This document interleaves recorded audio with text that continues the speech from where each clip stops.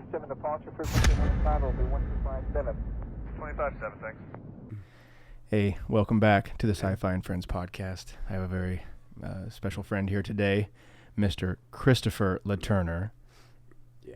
Is gracing the podcast today, so thanks for tuning in. Thanks for letting me do this today. Yes, It'll sir. be fun. We've Yes, had sir. fun before. Actually, this time you were more on to me to come onto the podcast, texting me like, "What days do you have off? I want to come podcast. I want to come podcast." I haven't seen you in a year and a half. I know. think. Is it? Yeah, we were pulled apart. Because been a long when you time. came on the first time, we were at the kitchen table. Remember that? When I shut down about you talking about Mother Teresa. Yeah. She wasn't that well informed, remember? Alekine brought that up at work, and he was like, I heard the disdain and pain in his voice. I was like, I didn't pick up on that. I apologize. I wouldn't want to say anything bad about her. No. She was a good woman. I wouldn't question her at all. No. Did she just die of old age? She died the same day Princess Diana died. Really? Yeah. I did not know that. They both died on the same day.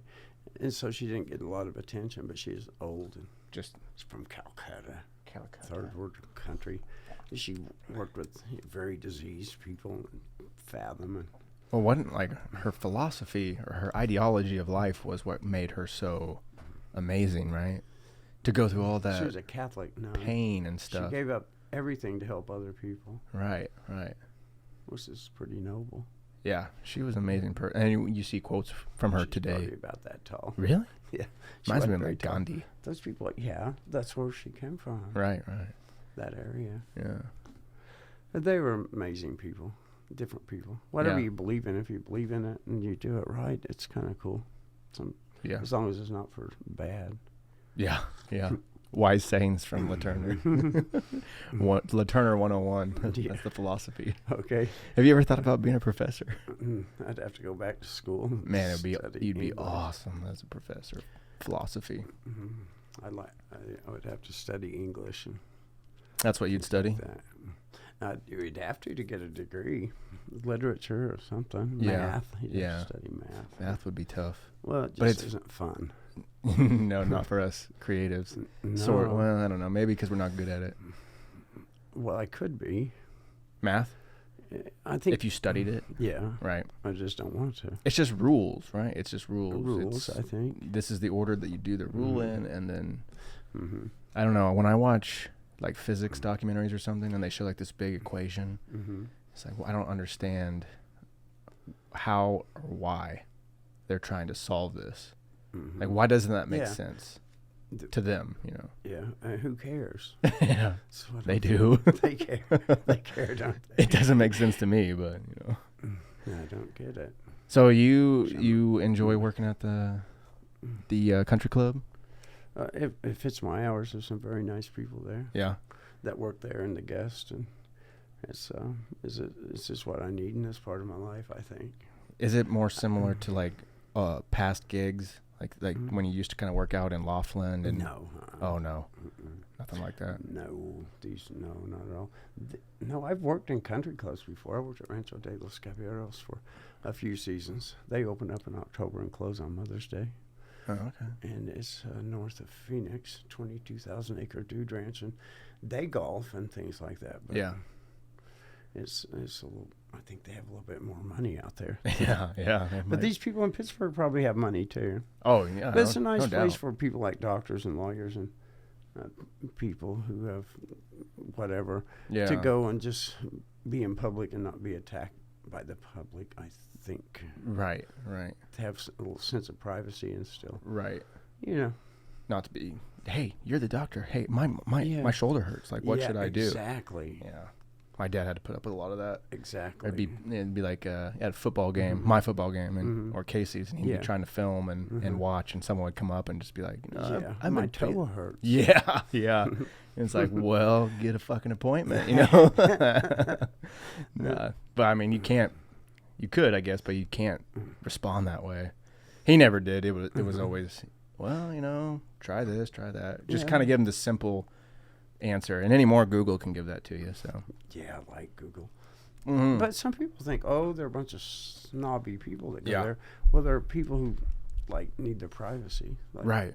At the ranch I worked in Arizona, one of the people that lived there, her son was a vice president at the time, and it's safer for them. You're vice president of the United States. Oh wow, nice. Right. I can't tell you who he was, but he didn't spell well. Huh. There you go. But it makes sense because, normal folk like us, we don't think like that. You can go to Walmart and basically stay anonymous. You can go to a restaurant and mostly in a small town like ours, there's always people that know us. Yeah. But imagine we're not that high of demand. Yeah, exactly. Imagine that on a scale of 1,000. Yeah. 10,000, a million. Yeah. Where everyone. Like I was thinking about like Instagram videos and stuff. Some of those people have 500,000, 1.2, 2.2 million followers. 2 million sets of eyes that see everything that you do. That's crazy. That's insane. Yeah. That's more than the entire, like I always condense it down to Joplin. Joplin's population's 50,000 people. Approximately. So imagine every human soul in Joplin looking at you. Times however many 50,000 is in a million. Oh, both of us might have a sense of that, but not a true sense. And the legal liabilities and ramifications of meeting someone insane or doing the wrong thing. Yeah. It's pretty severe sometimes. Yeah, exactly. Like your Jackie girl. Remember the most photographed woman? Jacqueline, yeah. Yeah. Right. Imagine her and her status and who she could talk to and couldn't talk to and all that kind of stuff. That's a life that you and I probably won't live, Oh, no. And that's insane. No, I've lived most of mine, and that's that kind of popularity's not going to be in it. But, she did move. Wait till this podcast comes out. Well, who knows? But those people, like, for instance, she had to marry someone who owned an island to keep her kids safe and have somewhat of a private life. And right. After John got killed? Yeah. Right. Aristotle Onassis. He was the wealthiest man in the world, I think, at that time. His name was Aristotle? That's awesome. Onassis. He owned the ships in Greece. And had an island, and he offered her, some seclusion and privacy, and her kids didn't have to watch their dad's head being blown off. Day after day on the news. Yeah, exactly. Wouldn't that be something? Yeah, that would be, See, we just don't think like that. No. We're not in those positions, but we can be of service to those people. Yeah. They're of service to us. Aren't we in some way, In some way. I think that's why I like doing what I do. Giving. In restaurants and bars. Giving service. And a little bit of laughter here and there. Right, right. Yeah, because myself included, and I would say like a lot of the population probably looks down on the service industry. Oh. Because it's more of like... people are ordering you around in a way, and that people, I think they connect that to like slavery or something like that. But on the scale that what you're talking about, it is like a profession, and it does add value to someone's life. Exactly. You got the Applebee's of the world, and then you have like the nice country clubs and the fine dining establishments that actually do offer value. In the terms of service, whether that is providing a drink or a laugh, like you said, a conversation. So I think a lot of that gets looked over because it's like not a real job. It's not you're not a lawyer, you're not a doctor. It's like, well, there is value in this, Yeah, there is, and respect in the job too. I didn't used to think like that, but somebody told me once a story about somebody in San Francisco who was in his 90s. But he had some PhDs, but he's a maitre d'. And he was like one of the most respected people in the business. If you get into the restaurateur part of life, people who make that their livelihood, there are some people who are so advanced as sommeliers and different things that, it's a very respectable position. Right. There are the lower ends of the jobs that might make people think it's less than because people who get those jobs are not educated necessarily or whatever. But sometimes I would like to just go to work at Denny's and just sling hash. Yeah. Just for fun. Just because it's like less, it's less pressure. There wouldn't be the responsibility of the etiquette and the, the things like that. Yeah, I agree. I could just go there and just sling breakfast all day long. Yeah, right. Just re-pour coffees. Yeah, it's more of like an algorithm. But I think it's fun not to do what I've been doing. Yeah, I like doing it. I Good. respect a lot of people in this business. My boss now, he's working 4-star, 4-diamond hotel resorts in San Diego and Las Vegas. And I was, before we turned the mics on, I told you he was going to teach me how to use a knife and just cut the champagne bottle top off. There's a lot of things. Not just the cork, you're taking the glass. The glass, cut the glass. It's I at wanna a see perfect that. angle with no slivers or anything. Huh. And I don't, he said he's going to teach me how to do it. Oh man, that would be awesome. There's a lot of things he can teach me, and I'm much older than him. So, yeah, I'm looking forward to learning some of those things. That's one good thing about you, of the many good things about you, is that you're humble enough to learn from anyone, older, younger, male, female. Like, if you can learn something from them, you will. You know, and you'll notice it. And if you can't, you know, you'll call them out. Perhaps. Yeah. I will. You're very blunt. I am. Yeah, with your words, you know, in a way of, not in a mean way, but if there's like something that someone is maybe kind of holding back. Like here's an example. One time I walked into work and I was kind of like a little bit insecure about something, and I saw you and you gave me a big hug and you were smiling and you go, "Man, that's a big old pimple on your forehead." And I was like, "Shit." But as soon as you had said that, all my anxiety kind of just went away. Like, oh, you know, that was the worst that could happen, is someone to call it out, and that wasn't too bad. Yeah. And then I forgot about it, you know? So in that sense, like, you're not afraid to call out things how they really are, whatever they really are. You know, you will put a title on that issue or that behavior or that response, when some people will be like, "Oh, that was awkward," you know, I'm just not going to say anything. Or, well, I watch Fox News and other newscasts, and they say whatever they want. They're not afraid of offending. They just share their opinion. And we're in America, and we do. And so many times we have to live in denial, and we can't call people and things out and behaviors. I mean, I would like to, but it's like, then I'd be put in a position where they'll get even or something. Yeah, there's definitely a fine line, because you can't say, like, we had lunch yesterday with my mom, and we were talking about a person that I won't mention, but I saw them in Joplin from my car in this business, and I was like, "Oh, I don't want to go in because I don't want to talk to him right now. I don't want to talk to anyone. I'm just doing my errands and I want to get going." And someone was like, "Well, wouldn't it be nice if you could if you saw someone like that and go, 'Hi, it's good to see you, but I don't want to talk to you right now.'" Why can't we though? I mean, you could, but then just like you said, the repercussions are different, rather than, you know, put up, if you just play the game of, "Hi, good to see you. How's everybody?" Well, I got to get going. Some people get paid millions for saying what's on their mind, whether it's truth or not. Yeah, Alex Jones for sure. He's the first one I thought of. I'm thinking John Hannity. Yeah. Sean Hannity. Sean Hannity. Yeah. A lot of them. I mean, almost anyone that has a podcast or a show, internet or cable. Yeah. That's about what it is, right? Why do we care what they think? It's because they're so good at saying what they think, and they're bold in it. You know, this is what I think. I don't really care how you react. Uncovering the lies that we have to protect and stuff is something I like to do, but it's hard to do without repercussions. Or something. Yeah.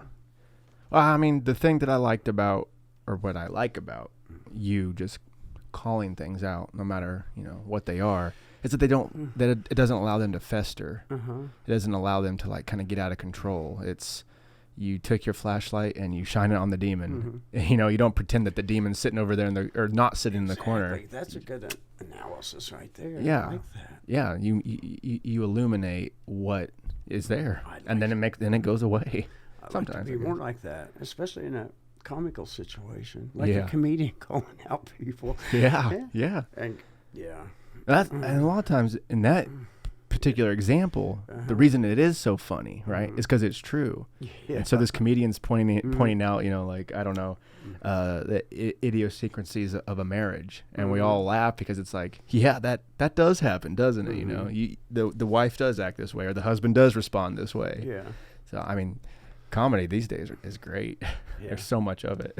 Yeah, there's a lot to laugh at in this world that's not true. Yeah. We pretend it is true, or live as if it is. Yeah.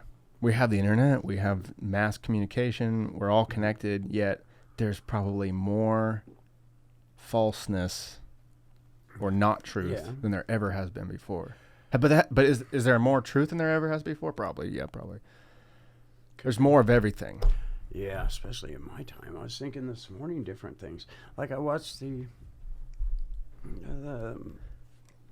show from the Match Game 74, and the things they say and do for laughter you can't say anymore. It's just like what? The guy that had the Dutch boy haircut. Yeah, they're talking about him. He was a prince or something. Yeah. They asked the guest, fill in the blank. The Dutch boy, this guy wears the Dutch boy haircut because he is, and the guy said because he's gay, and so then the people who matched him said it's because he's a pansy, and another one said because he's not a prince, he's a princess. Oh my God! They said really rude things. Yeah. And that 70s show. I was gonna say that. I've been watching that lately. Lord, I love that show. I love it, but that was early 2000s. I know. And some of the stuff that they say on there, they could never get away with today. And that was 10, 20 years ago. No. Unbelievable. Very long ago. Boy, it was funny, though. Oh, it's great. Especially the first several seasons. They're really strong. Towards the end, I was talking to my oldest sister about that the other day. It's just, that woman is hilarious, but she's very talented. She's teaching one of the guys how to dance, and she can really dance, and so can he. The mom? The mom, yeah. Oh, she's so I forget funny. her name. Yeah, she's awesome. But Midge came over, and she gave her a drink, and then Midge started talking, and she took the drink away, and she kept talking, and then she drank the drink, and before it was over with, she was slamming drinks and smoking cigarettes with Midge. Because she's just funny. She's just hilarious. I think the reason that show is so good is because every character is so strong.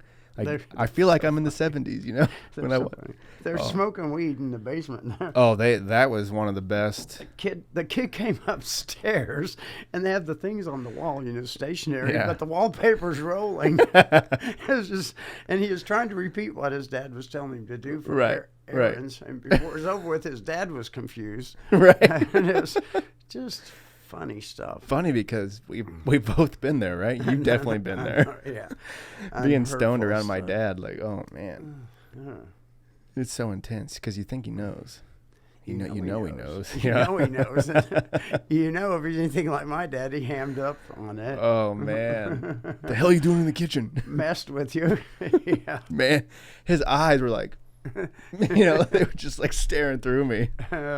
Yeah, that's a great show. Yeah, but I have had that same thought within the past week or two. Really? Like some of the stuff, because Fez, who is the foreign student. Yeah.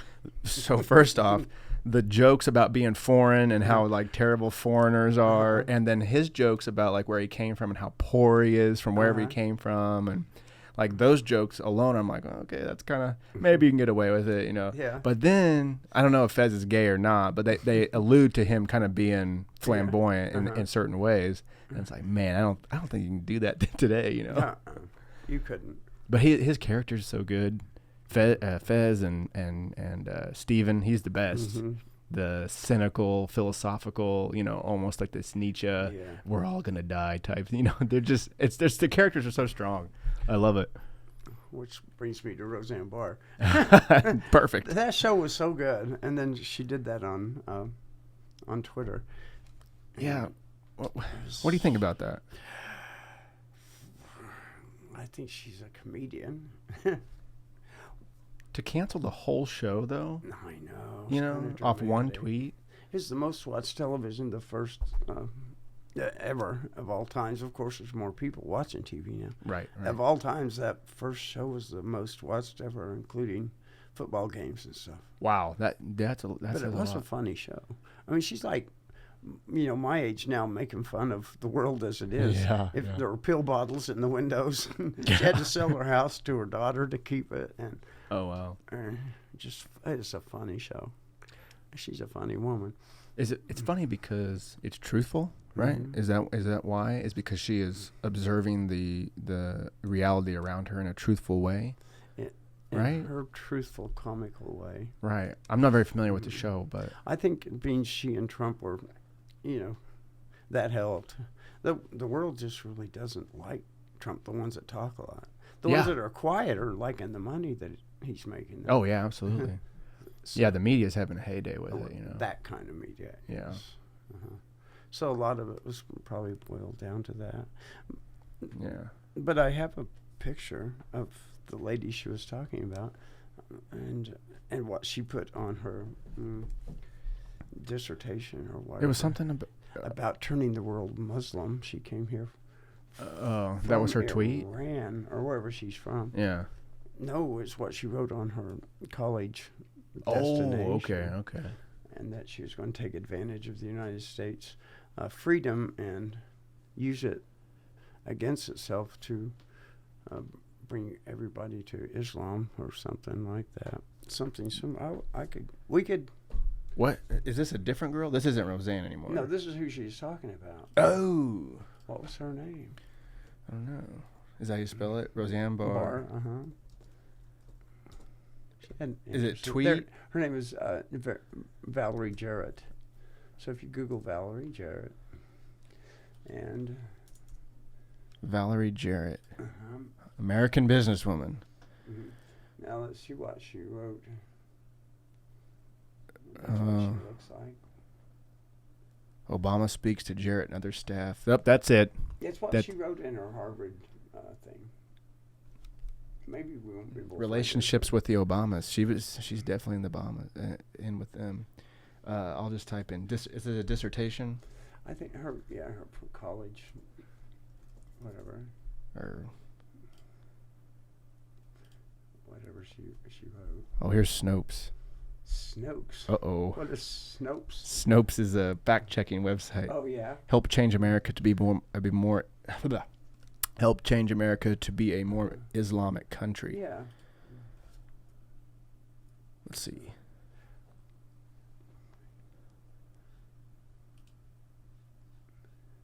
Who knows? Snopes has been outed for not fact-checking correctly before. So, really? Yeah, of course. They're biased, just like everyone else is. Oh, Lord. It'd be nice if we could live in a world of honesty and truth. And what kind of world would that be? Just let people be who they are. And yeah. I think we're getting closer, right? I think we're making progress. I don't know. Yeah, I mean. It's 2 steps forward and 1 step back, or 1 step forward and 2 steps back in some cases. In some cases. Did Valerie Jarrett say she wants to help? Probably. Senior advisor to President Barack Obama. There it is. There's what she said. Right there. I am an Iranian by birth and of my Islamic faith. I am also an American citizen. I seek to help change America to be more Islamic country. My faith guides me. Get out of here. What is this in my way? Ugh.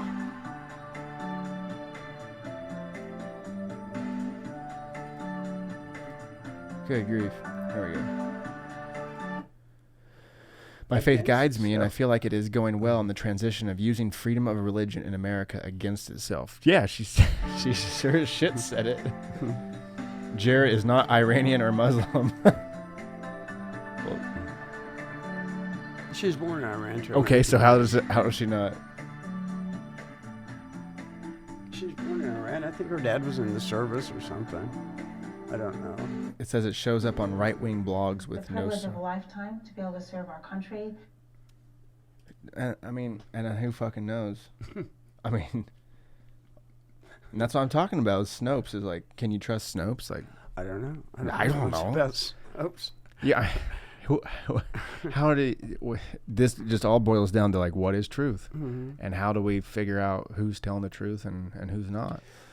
Well, on political and religious. She wrote that. And I don't care who's Muslim as long as they're good Muslims. Same with Christianity, as long as they're good Christians. Yeah. I mean, we've had our fair share of Christians who, look at Jamestown, they moved out of country and all committed mass suicide. Yeah, yeah. So religion can be bad. It don't matter. Yeah, I've noticed that a lot lately, that it just kind of gets bundled up. I know. You know, same way with business, and same way with education, same way with everything in life. There can be bad or good come out of whatever freedoms we get to express here. I think humans are really bad with statistics, with numbers, you know? Mm-hmm. Like if you flying in a plane, mm-hmm. and a person is nervous about flying, they'd rather drive, and it's like, well, are you nervous about dying? Like, yeah, I don't want to die. Yeah. It's like, well, here's the numbers. Uh-huh. Here's statistically, like, as here's your chances. Uh-huh. And just doesn't compute. That's Mm-hmm. me. It doesn't compute. I'd rather drive. Yeah. I'll text and drive many more times than I would go up to Kansas City and hop on a plane. That makes no sense. If I'm afraid to die, that makes no sense. But I mean, but that happens over and over and over again. Not just we text and drive. I try not to. I try not to as well. But boy, I've got myself almost off the road. Yeah. Just a split second. Yeah. It's just from death. And I've never texted and drove or social and drove and had like something good come of it. Like, oh, I'm really happy I looked at my phone. You know, yeah, it's just nonsense. It's not that important. No, it's nonsense. Driving's more important. Yeah, I got a 2-ton vehicle, or how much that weighs, and I'm directing it. I'm controlling it. What if one of us killed somebody else? Shit, man. I mean, it's happened. It happened in Galena like a year or two ago. Oh, it's happened more than once. I mean, that's 20 miles, not even 20 miles. That's like 2 miles that way. Mm-hmm. And it happened, you know, to a girl that was around my age. Mm-hmm. And she hit those two guys, killed them instantly. Before that, my friend's daughter, I guess, was texting and driving right outside of Galena. Yeah. She died herself. Yeah, I mean, like, what a hilly 2-lane curvy road. What a silly way to go, you know. That's not a way I'd like to go. No, and I wouldn't like to ruin my life like that, you know. If I had to ruin my life, I'd much rather the cartel be involved, something cool, you know, something that's like something that make the news. Man. Yeah, something like, are you telling me that Chris was involved with the cartel this whole time? Like, yeah, I don't know how deep it goes. He was a kingpin, dude. I don't know about all that, but we won't talk about that. No, we don't. No. But I personally, I would just rather not go out in like just some banal way, you know. Yeah. Unless I'm really old and decrepit, and it's like he died in his sleep. Well, I'll take that. Who would want to go out anyway that is stupid? I guess that makes you look stupid. I guess nobody, but it happens. For me, I would think I would appear stupid if I died texting. Oh yeah, driving. Oh yeah. It would be such a And I had friends. Let's see. I think I have 2 friends. That died from texting and driving. One I went to high school with, which was both I went to high school with. One's in my grade and one's a little bit younger than me. But they've both died of texting and driving. Like, that's crazy. Mm-hmm. How many times have we done that? Have I done that? Has the rest of my class done that? Yeah. And, you know, one gets taken out. But that's back to the statistic type thing, you know. It won't happen to me, you know. I know. I noticed in this world that I wasn't raised in the digital era like you, that people your age, and in your age group and younger and stuff, that's the main communication. It's like I'll see a server taking an order, and as soon as it turns around, it's on his phone. Oh wow! It's like, what is so important that's not here? Yeah. Right. And what was life like before communicating with somebody in an instant? Right. I have a smidget of memory because I didn't have my first cell phone until either sophomore or junior year of high school. Yeah. So imagine, I mean, you didn't have one for a long time, but I mean, I remember going home after school and being cut off from everyone. Yeah. Friends and whatnot, unless I was hanging out with them, right? Mm-hmm. And there was it seemed like there was a lot more isolation, a lot more time to think about things, to ruminate on whatever happened that day, to plan for the next day. Like, I don't feel like I do that as much because I'm scrolling, you know, just trying to ingest things. And like I said earlier, in the car, it's never really that important. There's never really like a profound moment of like, oh, that's awesome. I'm glad I was scrolling. You know, it's just kind of a time eater, sucker upper. What makes it so urgent? Yeah, right. I don't get it.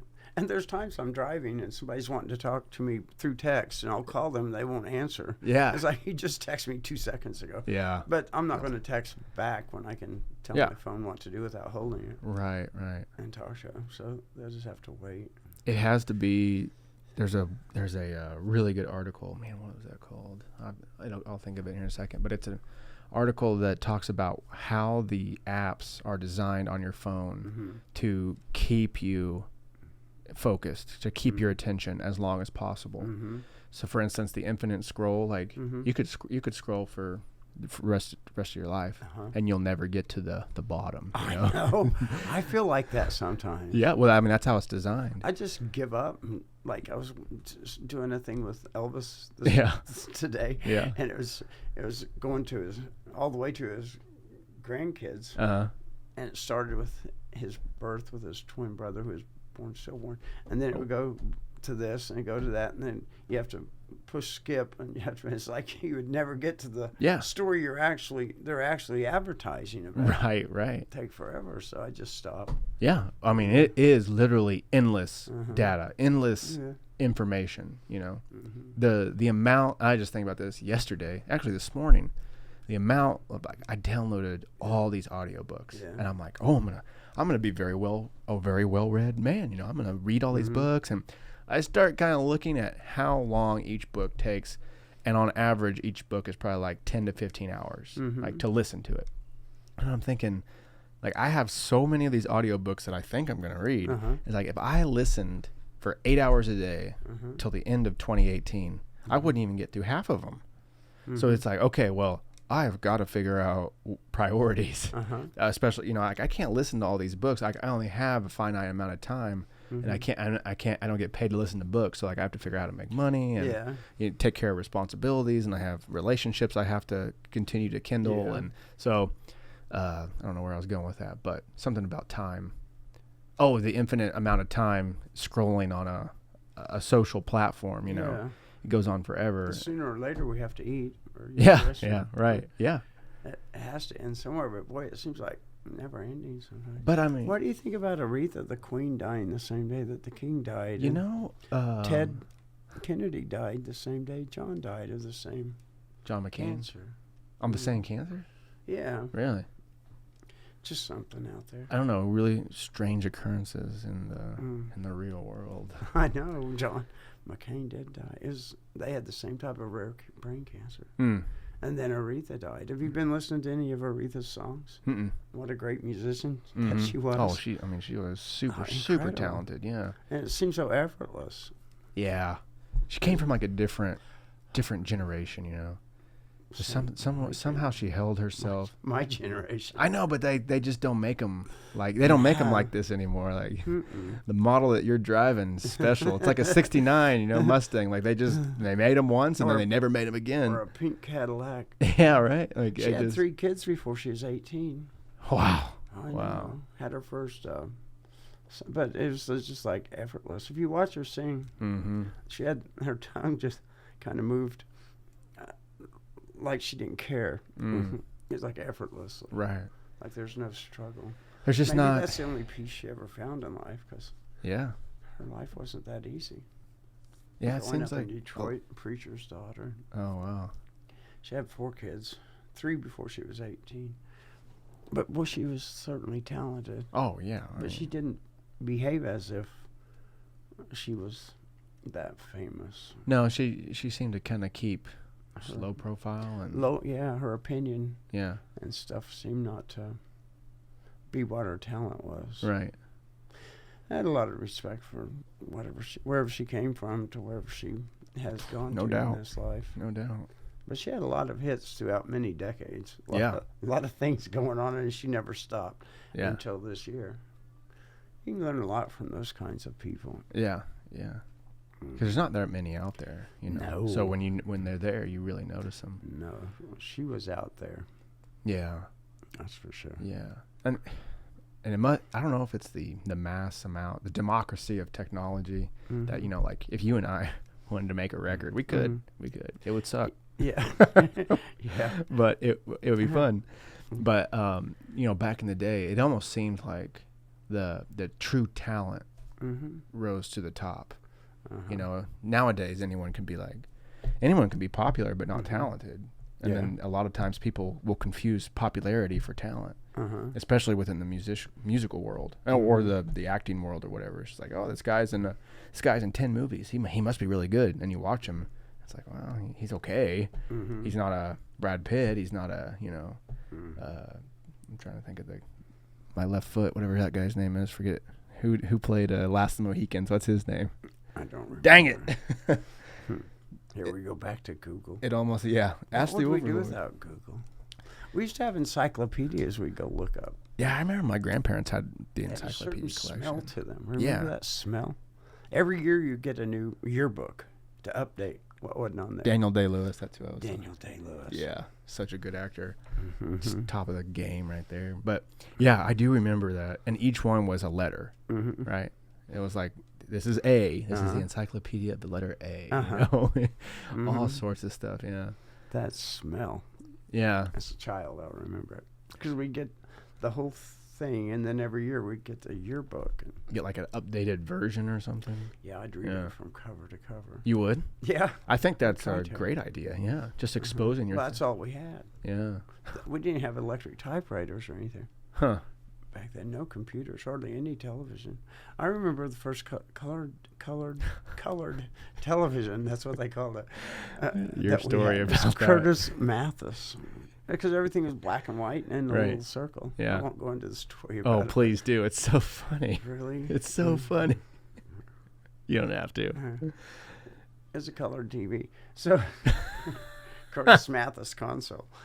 That's big. And you'd have to have a man come and adjust the color for you. And he'd have a mirror. Yeah. And he'd sit back there and he'd tweak on the color things to get the color right. Wow. And back then, this is not a prejudicial thing at all. They were called colored people, and that's who came to adjust our color. And I had a big mouth, and my parents said something not say anything about him being colored.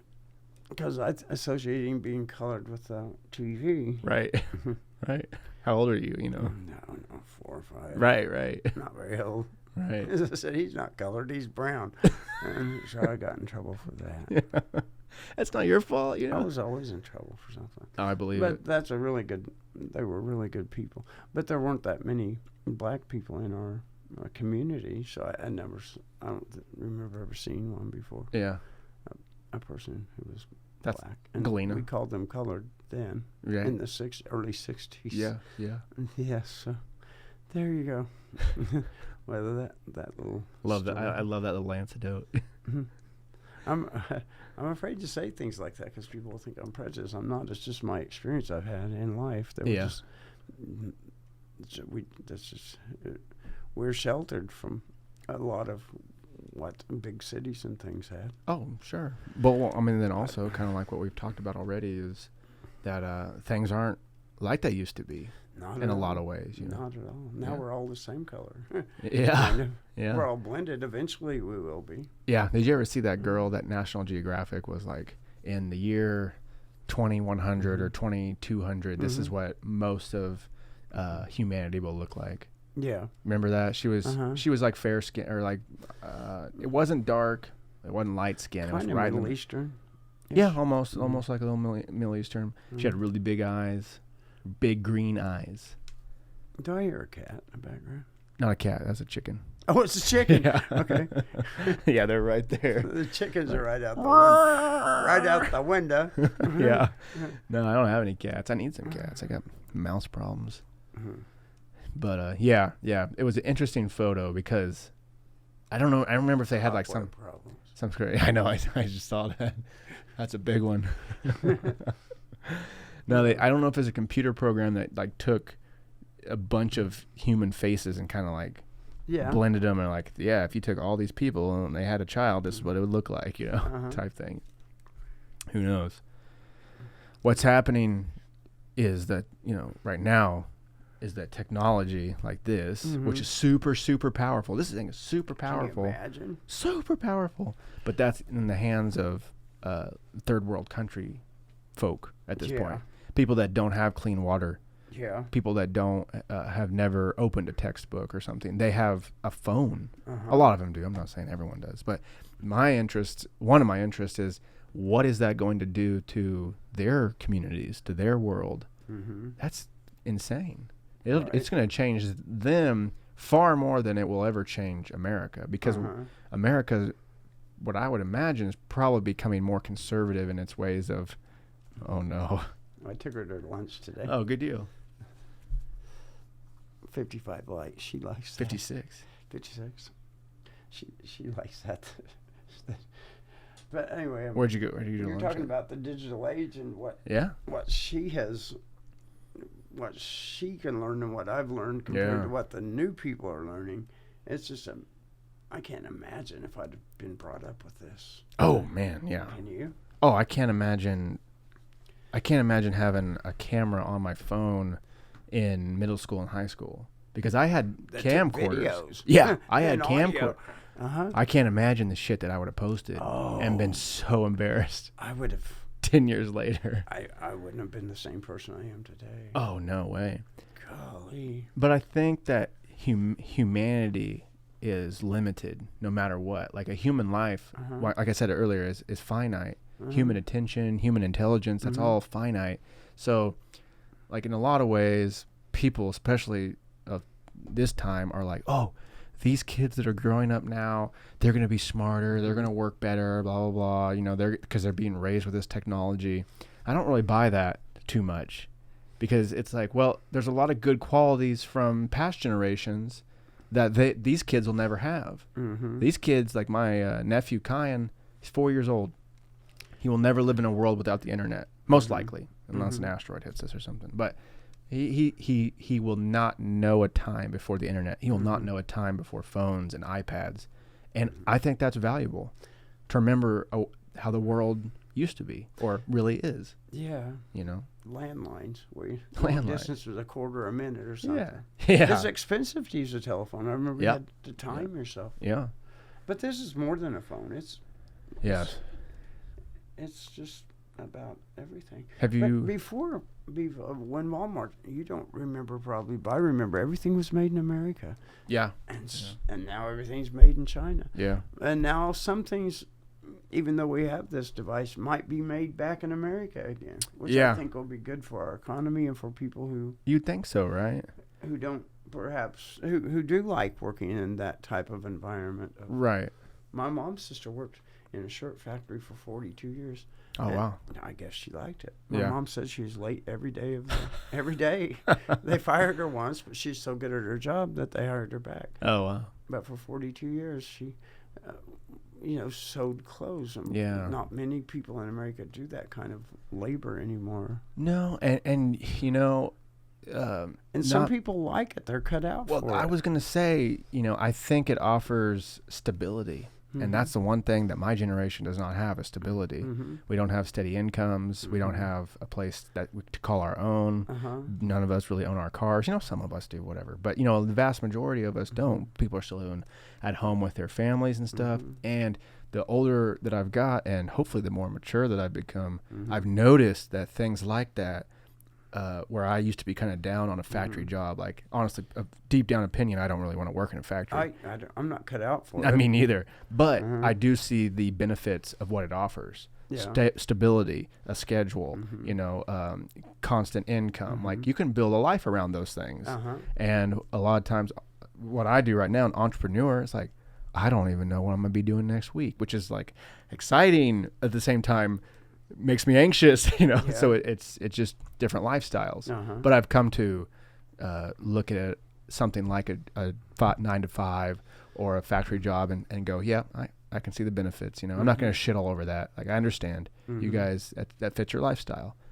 So, and everybody's mentality is different, or their intelligent level is different. And right.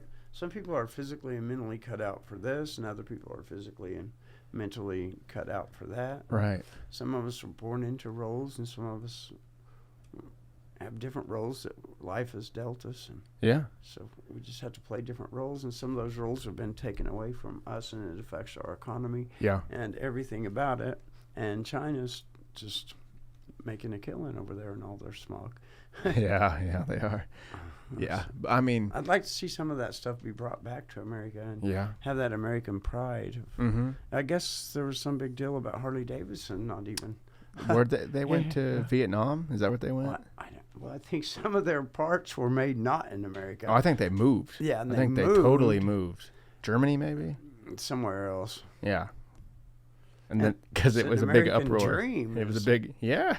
A hard. Something to do with the tariffs or My something. God, I mean, if I had to think about a few products that brought the thought of America to my mind, Harley Davidson would be one. You know. Yeah. It would be up there as far as like that's something America made. You know, American, true American. I was looking at my mom's driveway the other day when we were all there, and when in the '60s we lived in California. My aunt and uncle bought a Toyota, and it was like taboo. You didn't do that. Yeah. You bought American cars. Yeah.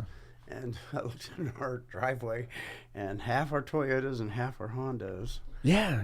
None of us have American cars. Well, here's the funny thing about but Toyota. I justify my Civic because it was assembled in America. Well, I was gonna say here's the thing about Toyotas. So, do you consider like a Ford or a Chevy American car? Not necessarily anymore because Okay, where right. their parts come from. Well, one I don't where remember. the headlights come from. I don't know. I don't remember which is which, but one comes mostly from Canada and one comes mostly from Mexico. And so what Toyota claims, because I drive a Toyota Tundra, is that some big percentage of their parts are made and assembled in America, more than Chevy and Ford. I don't know about together, but more than each one of those. Perhaps that's that So a could be Toyota essentially is more American than a Chevrolet or a Ford because of where they are assembled. Because they're assembled in Texas, and a lot of their parts are designed and created in Is this America as live? well. No, this isn't live. Okay. Because if it's live, I couldn't take back anything I said. No. If there's anything that needs to be edited, because I don't want to offend anyone. Oh no. Well, you're I good. take that back. There's a few people I'd love to offend. Oh no, you're fine. You're good. But yeah, all cars are, But Chinese people don't make cars, do they?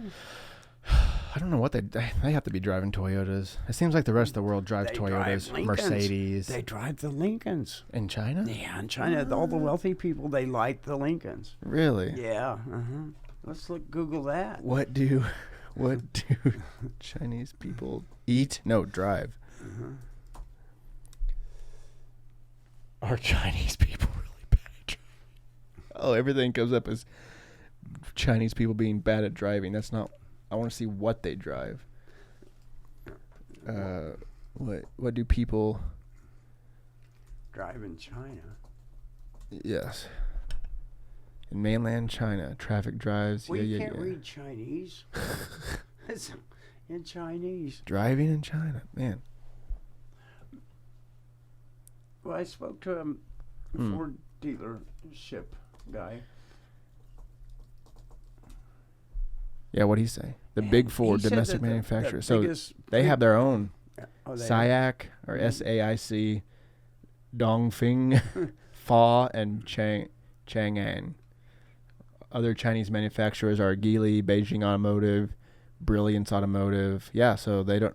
I don't know. Well, they're probably not built to world standards. Mm. But he said that the people who ordered the most Lincolns brand new Yeah. are Chinese businessmen. That's That what he live in told me. America? No, they live in China.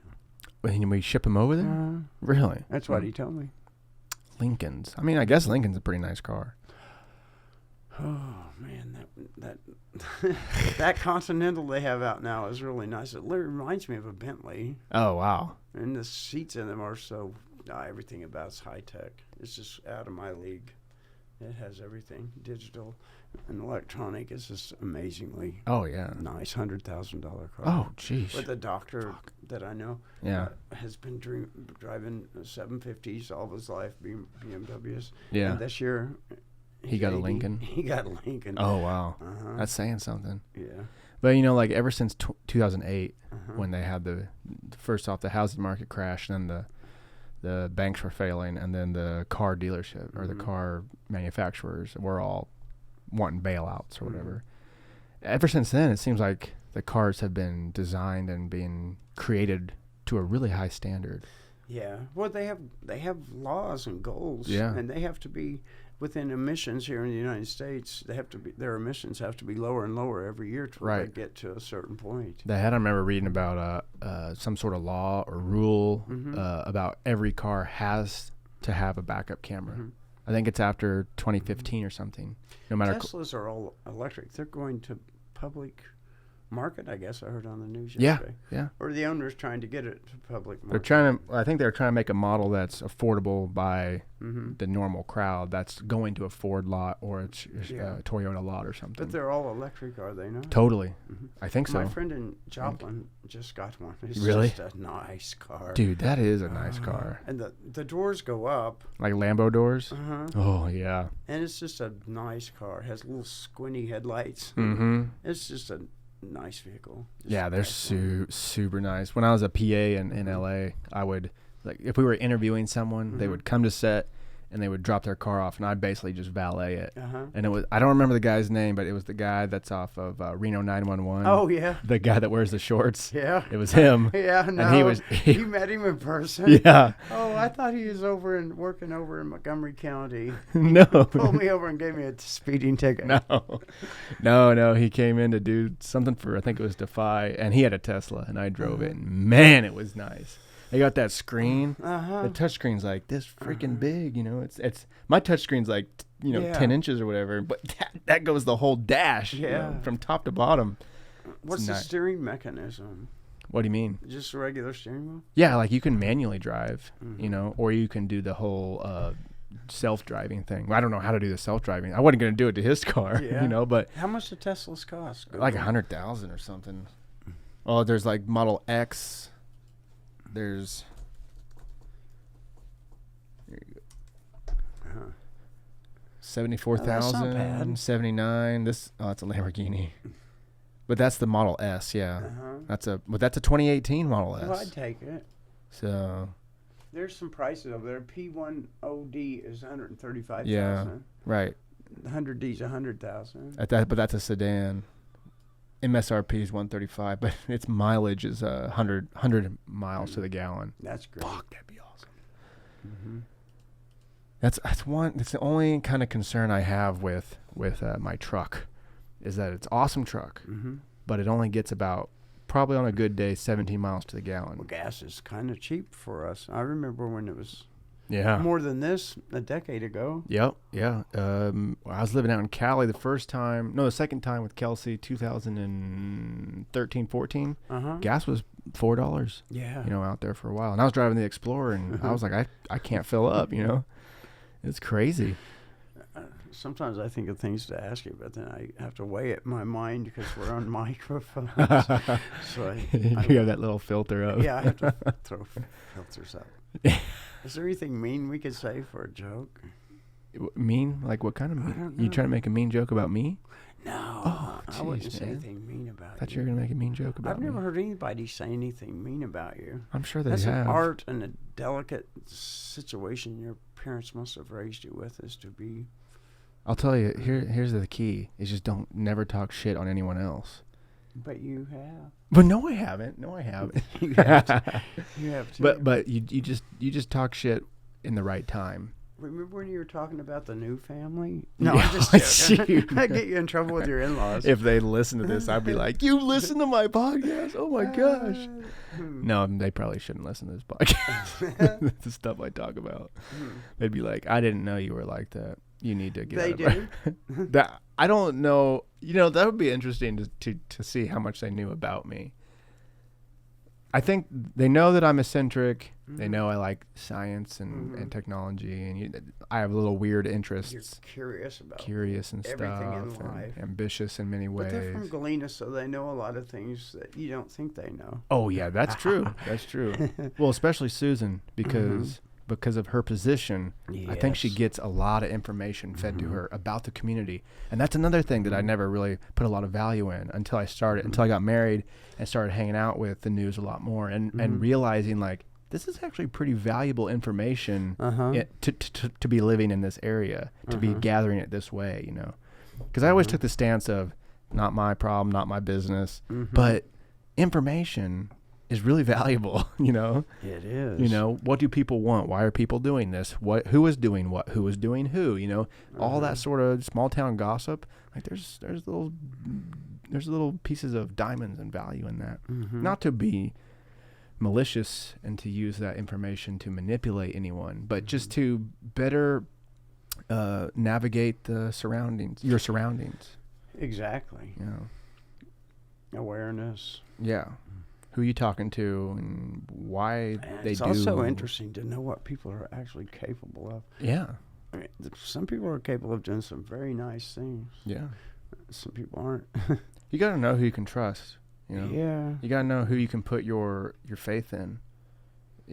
If you have, someone who's going for a leadership position, it's like, well, we need to know some stuff about you. You know, do you freak out under a lot of stress? Do you chase the pussy but you're married, you know, like, Or do you save it? Never forget that one. You're welcome, Tess. Saved. You're welcome. It's saved. I did her wedding, but she was already married. They went and got annulled or whatever. No, they got married so they could buy a house together. Oh, nice. A week before we did the ceremony. Oh, there you but go. The ceremony was already planned, and the house had to be. Yeah, so. Well, when you go to the courthouse, you get the marriage license. As long as that's signed, like if you sign it, No, witness. they actually got married. Well, I know, but if you and I wanted to go to the courthouse and we got a thing to get married, we get that marriage license and sign it and have the preacher sign it and then we're married. You have to have witnesses. You have to have 2 witnesses. Okay, so we get a couple witnesses and it they has to be sign it. declared publicly to be legal. Right, but if we got 2 witnesses and a preacher and we all sign it and everything and the document looks good, is the document what makes you married? Like, It's a legal document, yes. right. It has to be signed just right, and the dates have to be right on it. Right. So like everything around the document, the ceremony, the dresses, the cake, all that kind of stuff. Yeah. That's just all. That doesn't really. Fanfare or whatever. Yeah. The thing that changes is that paper. That makes it legal. Makes it legal. Yeah. Right. I will say that I totally underestimated the power of a wedding and what it can do to your psyche and your spirit. Yeah. Yeah. That was pretty fascinating. A lot of energy involved in that. Tons of energy. Yeah. Tons of energy. The 2 weeks leading up to it, I felt stoned 24/7. Did you? Yeah. And, just like on the scene. well, more of just like, I think everything's kind of distant and, you know, and people talking to me, I'm kind of like, what are you saying? I'm going to start sneezing, which means we need to cut this off. Because once I start, I can't stop. It's like a Pringles sneeze. I know. We've only been going for an hour. We got to go for 2 more. We can't do 3 It's a marathon, hours. dude. It's a marathon. Do you want to? I'll break out some acid and we can just. keep It'll going. take us 2 hours to hit. You won't sneeze. You'll be okay. I think I just blocked it. I looked Good. at that time thing. Yeah, I guess that's how I keep track. Last time. About an hour and a half. How or many something. times have we done this podcast? At least twice. Once at my house, once here. Oh yeah, with Debbie. Yeah, with That was a Debbie. good one. That changed Casey's life. It did? Yep, it sure did. How's that? Almost changed mine. Make sure to keep that mic close. Almost changed my life because I got phone calls where I worked and stuff. That one. Saying stuff that Oh, wasn't true about me. That one guy that you pissed off. Yeah. Yeah. And I've never spoke to him since. No, see, Casey was there, and I think he was in a mindset, kind of he was stuck in a mindset. And when you and Debbie were kind of spewing this inspiration of, I can't quite remember what you were saying, but kind of like chase your dreams or be positive. You asked the question of like, who do you want to emulate? And it was like a very, spiritually enriching podcast, especially for him. Yeah. Because he didn't want to go. Yeah. He didn't want to come to the podcast. And I kind of talked him into it like, well, come on, we're co-hosts. We need to do this. And so I think he was really happy to have that interaction with you and Debbie. And so I do remember that he was really, really affected by it. Well, that's good. Yeah. I think. Yeah, it was a fun podcast. Yeah. It was rough. I was thinking about Technologically. Debbie and Cheyenne and a few other people on the Yeah. way over here. Yeah. I don't talk to Debbie very much anymore because her busy. lifestyle is so different than mine. Yeah. And she's moved, and just the life that she has coming from Galena. It's just she gets to travel all over the world. I know. You know, She's through all of her legit. hardships, she just keeps barging through, and nothing gets her down. Yeah. She's a special woman. You know, she gets knocked down a little bit, but she comes right back up pretty easy. Yep.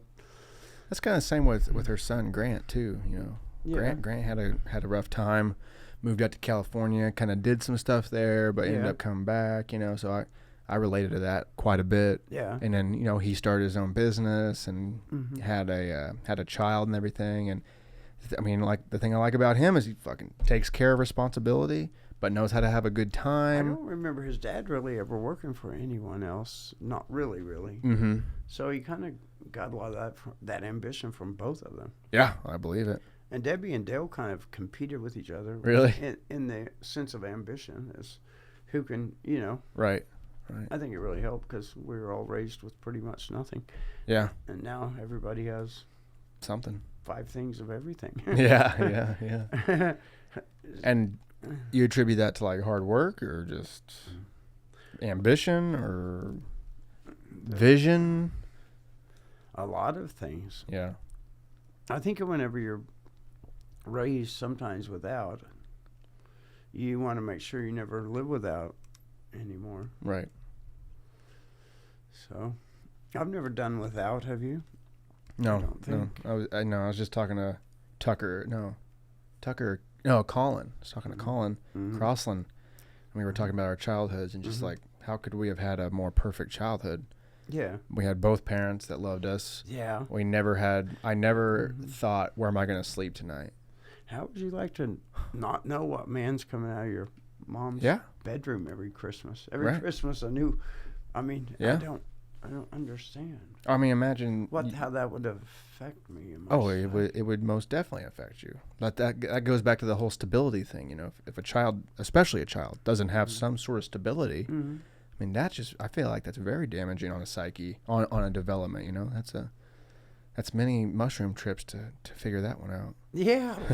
Yeah. Did you take yours out to the farm after you left the restaurant? Yeah. Oh, You yeah. did? Oh, yeah. You did go? Yeah. I mean, Because it was right in the middle of filming, I try to do it. Oh, I haven't done that one yet. Oh, that's no, I the haven't one done. Yeah, you're supposed to do that at the beginning of the. Well, it happened so fast. Literally, I quit on. I think it was a Thursday. Boom. Thursday was done. Friday I had a prep day, and then Saturday we were filming. Yeah. And it didn't stop until early July. Yeah. So to film, and now we're sitting there editing every day. Yeah. So Is the filming done? Are you? the filming's, I would say, the filming's like 80% And it comes done. out in November. Our our date between me and the editor that we'd like to have the first rough cut is September 22nd. So when he goes through it and pieces it together, and we kind of watch it and go, yes, this is the direction we want to go. We should have a short list of things that I should go out and refilm. Like, I haven't got any drone shots of the Q store. I need some stuff like that. I need more shots of the cattle, stuff like that. Yeah. They're easy. They're a day to pick up.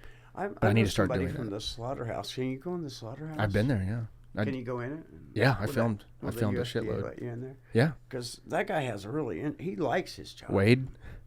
Oh, Wade Payne is the guy that I interviewed. No, I mean the guy that does the actual slaughtering. That's Wade. Oh, it is? Yeah, Wade Payne.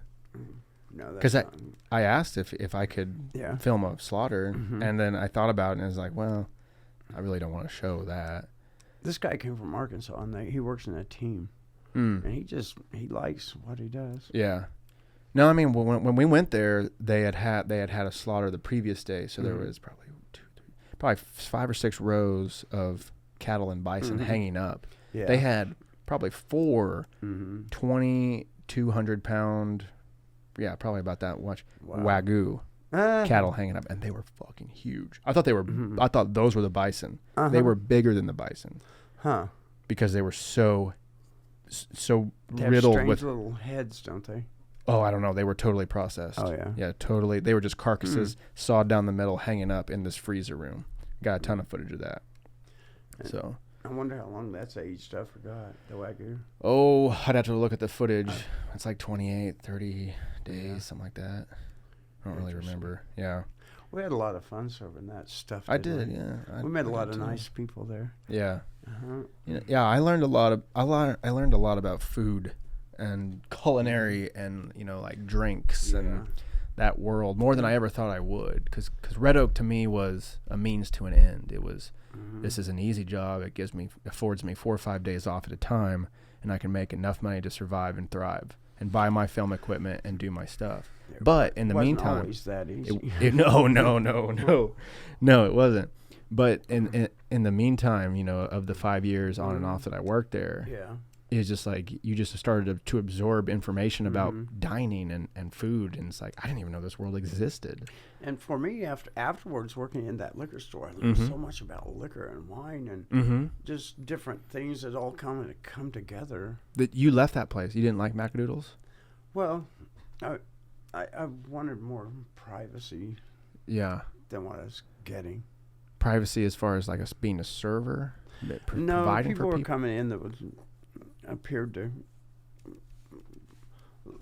cause me harm, so now I work in a place that's private where they can't come to. Oh, okay, I see. Like more like the like every week. Right. Oh, right. Just lingering around, and my boss would have to stand between the two of us, and he knew that it was up to no good. Right. And when there was Jugs right around the corner, and apparently there'd been some shopping done at the Jug store before. Or going on a day off, or Yeah, no, it's intentful. So I just didn't want to deal with it. I have other things and other goals. Yeah, it's like you don't want to use up your. I just work part time and stuff. I kind of take care of my mom, and that takes a little bit of energy. I wouldn't have it any other way. Yeah. Who wants somebody you care about to go into a public living facility or have a stranger come in their house? No, so it means I really don't have anything else to do. I'll do that, and then I work part time doing at the liquor store at the country club, and it's kind of a social outlet, and it's not so many hours that it burns me out on doing other things. That's what I was going to say, is that you worked really hard at Red Oak. You were there 5-6 days a week.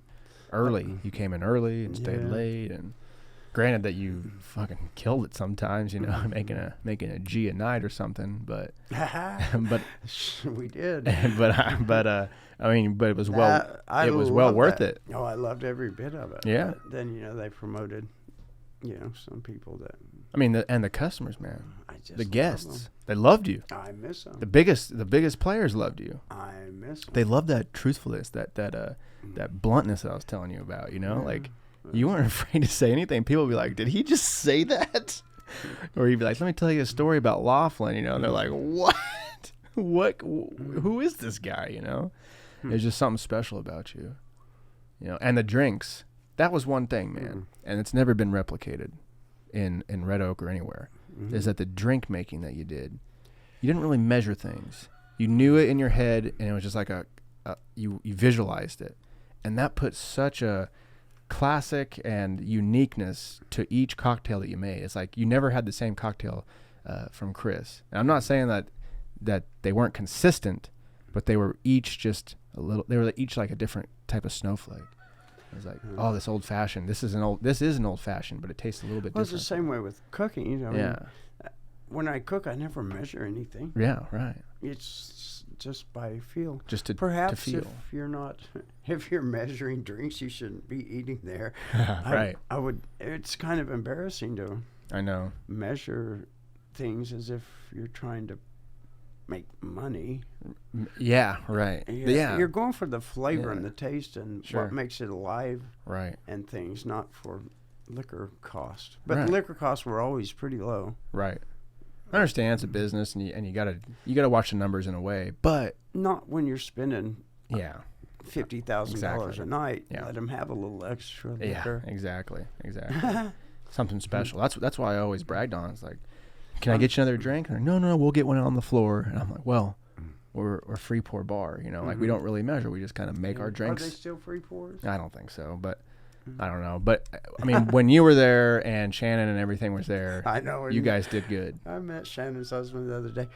Those two are classic. Yeah. Las Vegas people. I just love Shannon. That's awesome. She doing all right? And Josh and Josh. Cheyenne and Abby and everybody at work. Mark Mallon in the beginning. He was pretty cool.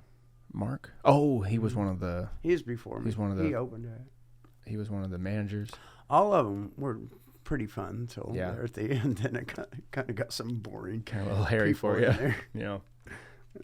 I mean, it was a good time. It was a good time for me, and you know Do you remember the time when you said Chateau Saint Michel?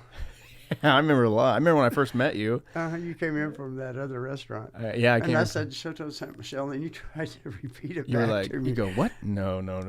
Chateau Saint Michel. That's funny. And then the first time out, you're like, open this bottle of wine. I'm like, they won't let me show them up there. I'm like fucking twitching. He's like, are you afraid? I'm like, no, I'm fine. You know, I was so scared opening that The damn first bottle. bottle of wine I opened, I'll never forget it. It was a Chardonnay with a yellow label. I think it was Sanders or something. It was years ago.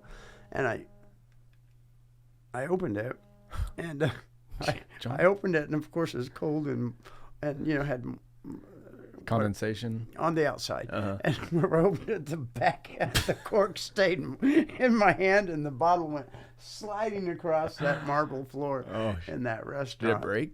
Oh, well, the maitre d' was there. And he salvaged me. He came right up with another one and opened it real quick. Oh. I never did it again. Oh, that only takes once. I learned the first Well, time. now you're going to be a fucking samurai that's just like, I know. I can't wait. just pure can't glass, just wait. cut so flawlessly. I can't wait. Yeah, that when It's you figure nice it to out. work with somebody who's got more experience Yeah. than you. I mean, a 4-star, 4-diamond resort in San Diego, and then in Las Vegas, and not to mention the way he is raised and culturally and stuff. Just the things you can learn from those people. You know. You learn a lot from customer service. Yeah. You learn a lot. A lot of times he doesn't respond like he's like my dad. He doesn't respond, and then that makes me think more. So I'm learning more, and plus I get to do what I do with my family. Oh, So as much as I miss that, right. that whole energy of Red Oak and all the guests and all that great stuff that came in, and then my local friends coming in. And I miss all that. That's like my world. It's like God. This is where God wanted me to be. Sure. It's like my element. But now I'm in a Absolutely. different element, and it's just different. And it's lower key, and it's different. But yet it's right where I'm supposed to be. Yeah. Yeah, absolutely. Do you know what I mean? Yeah. I'm still learning. Yeah. I couldn't have learned some of these things. I'm learning now. Yeah. Yeah. I mean, Those like, people at the liquor store were so good to me during a really rough time in my life. That's awesome. So they're really good people. And so are the people up here at the country club. And you know some of them. Yeah.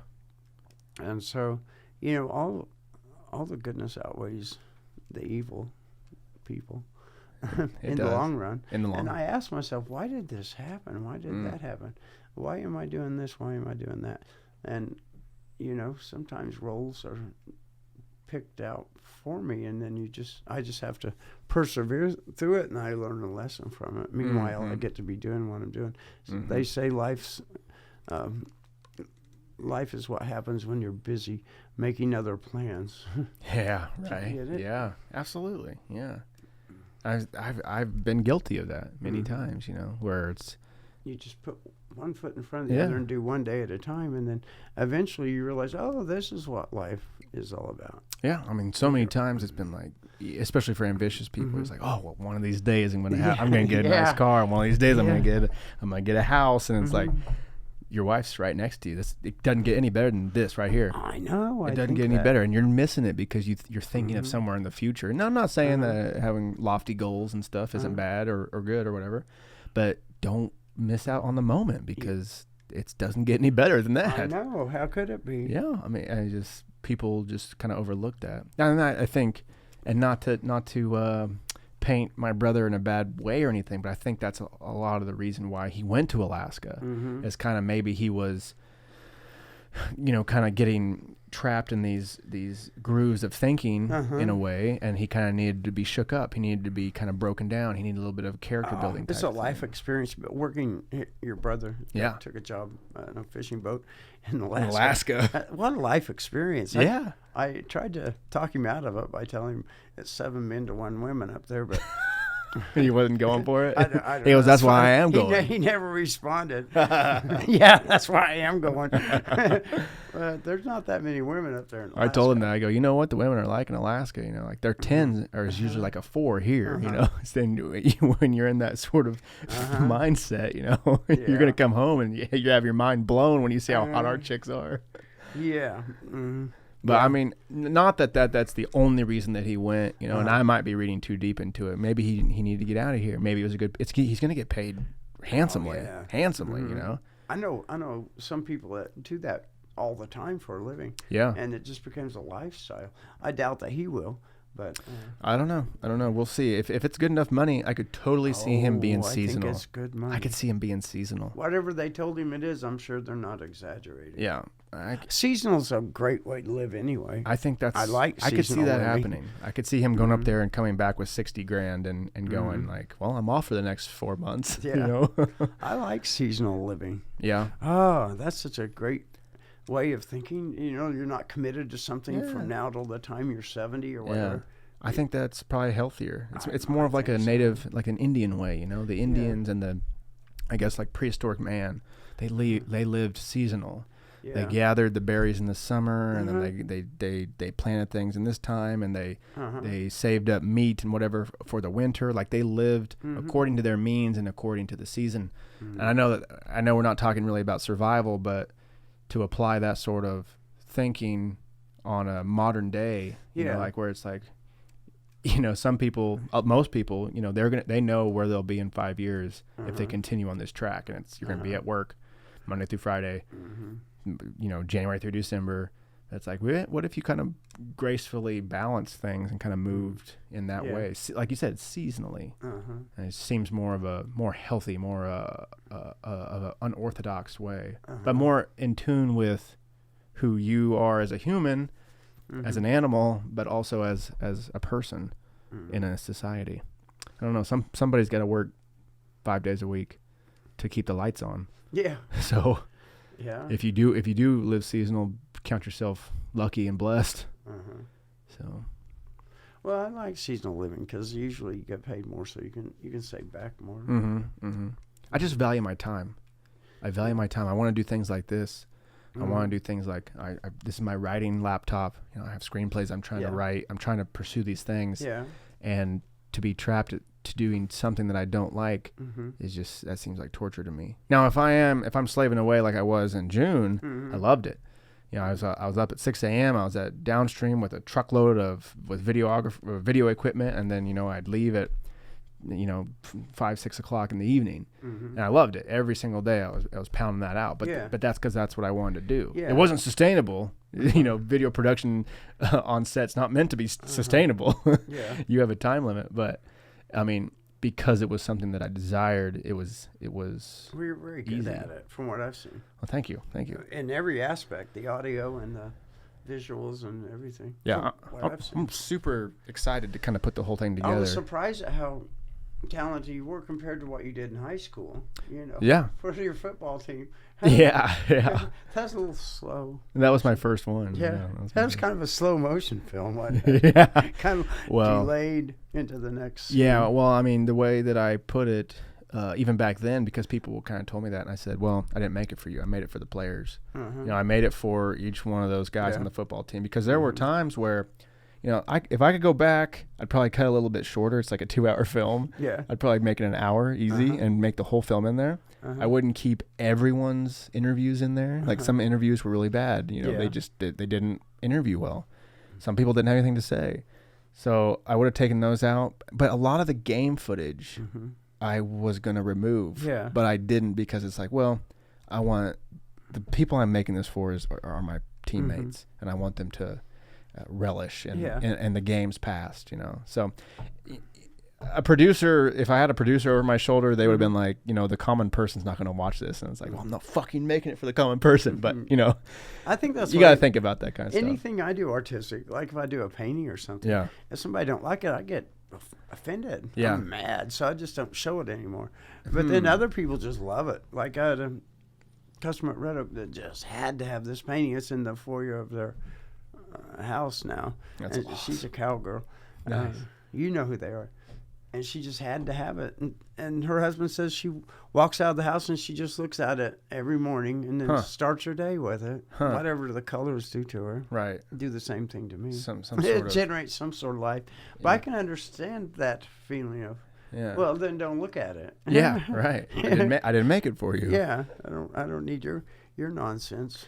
But yeah, at the same time, it's a very fine line because, you want people to like your stuff. You want a good response, and sometimes you might. Have you been to the Baxter Museum? No, but You need to go. I have thought about that so many times. Let's go and spend the day. Okay, that would be very I was fun. there the other day and I had to leave early, and I thought, I can't believe it's Does in it cost? Baxter. Does it It's free. Oh, we should totally go. Oh, every time I go to 1020, I pass it and I think I need to go. over there. It's like hidden away back there, kind of off the Yeah. main drag. It's got the tank and everything. But it's so much bigger inside than you think. Does it have 2 floors? Yeah, At least. we should go. Let's go. At least. Let's go. All the history of Baxter's Let's in just there. get super stoned and go. Let's do it. Oh, Let's do it. that would be amazing. I know we did take a field trip there one time when I was a lot younger. Well, I had a good time. I had a good time. You know what also is fun in Baxter? What? The library. Oh, yeah. I've never been in there. Oh, you haven't? No. There's a prison underneath the library. There's an old jail. For real? Yeah. I don't know if we can just go and ask for a tour, but yeah, I remember as a child they took us down there, and there's like bars, and it's kind of scary. Huh. I don't remember if it was used for Civil Across War. from the city hall, or The library? Uh-huh. No, it's more in the residential part of town, and it has it's like a city block. I know where it is. Yeah. Yeah, I it's know got where a it is. nice lawn and trees, and it's a wonderful library. Like I Wow. have so many good memories from that library. My mom used to take me and just let me loose, and I'd run around and read all these books and be by myself, and I'd go into the nonfiction section.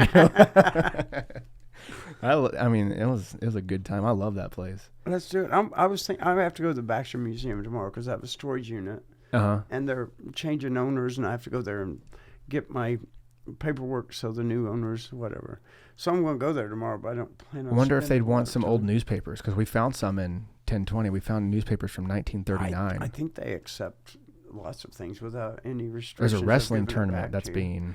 They have a lot of things like Mickey Mantle, and they have. They have the. He was from Miami. They have the Native American section. They have a lot of Charles. Shit, Place man, I stuff. haven't even thought about that. We need to go. They have all kinds of ammunition from the war. Civil War type stuff. And guns and just wedding dresses from whoever. Yeah, I love that kind of stuff. Well, we used to go to I old. need to cut this off. Where you going? I'm going to the restroom. Oh, okay. I'll be here when you get back. I'm going to take like a 10-minute break. You're gonna take a 10-minute shit? No, I'm just going to take a leak. Okay. And then I'm going to smoke part of a cigarette because I'm a cigarette smoker. That's the one thing I would never do if I had my life to live over again is pick up that first cigarette. How old were you? 10 or 11. 10? You started smoking at 10? Yeah. Did Ruby ever smoke? Never. Oh, that's why she's gonna live longer than you, dude. Neither did my youngest brother who got the throat cancer. Oh. But he's passed already. He never smoked? Only one of us that never smoked. And got lung cancer? Or throat cancer? Throat. From what? Oh. How unfortunate. Wow. Take a leak in your yard or now your neighbors are out there. You can piss in the kitchen sink. I don't care. That's fine. How do I get there? Go through my room. Over here to the side of the house where your neighbors can't see. You can come over where the chicken pen is, yeah. That's fine. That's where I prefer to go. I just pee right in the aquaponics, honestly. It's good for the plants and the fish. Well, I hope you're enjoying this podcast. I'm having a good time. I'm feeling good. I know I said I was going to try to make 100 episodes, and I'm still going to try. I went through a weird time in the past, month and a half of strange health issues. And they're not problems, they're just strange issues. Still kind of overcoming them, physically and mentally. So I kind of had a weird time just kind of getting over it. But getting back to it now, getting back to editing and shooting and podcasting and writing. You know, got some really big projects that we're working on. You know, Bitcoin still being a bitch, but it'll turn around here pretty quick. I promise you. But you know, seasons are kind of changing. You kind of feel it in the air that fall is just around the corner. You know, it's still very hot and humid, but there's just something about it that is just kind of whispering like fall's almost here. And God dang, is my wife so excited. In fact, she has made September 1st, which is a Friday or Saturday, fall decor day. And she's so excited. Not as excited to make decorations for Christmas. Now that's a whole different thing. My wife becomes someone different around Christmas when she's going to throw up decorations for that. But I don't know, this whole health issue thing, I don't want to talk too much about it, but you know, kind of bouncing back from that, finally getting back to going to jiu-jitsu. Kind of missed out on 2-3 weeks, maybe even more. I don't even really remember of that. So that was unfortunate. But hell, I mean, the whole point is just to get back as soon as possible and not to prolong the hiatus any more than you have to. You know, you got to work through injuries, you got to work through health, but that's with anything. Deer season's coming up. That's good. Hopefully, you know what? I should try to get some hunters on. And I think actually this Wednesday I talked to Zach Collard to come in on the podcast. I don't think he understands that it's 3 hours long, but I'll get him to sit down as long as I can. He's a busy fella. He said his Wednesday afternoon is open. So you feel better? Yeah. I always prefer to go outside. We always do it at our house. So, we'll place off the deck. Hell yeah. Where me and my brothers go. It's so much more sanitary. And you just pisses wherever you want. Yeah. You know, it's good for you. Oh, that part. It kind of. What'd I do? There you go. I was going to ask. Sometimes you a I piss in the question about aquaponics. yourself. Your parents aren't poor by any means. Yeah. So, and you're raised in a small school, and they don't seem to control you with monetary things. So you guys just get to be who you are and get supported. It seems like. Tell me about that. What's your question? Yeah, you still have your own spirits that you follow. You don't seem to be hampered down by, if I'm me, I'll get in trouble.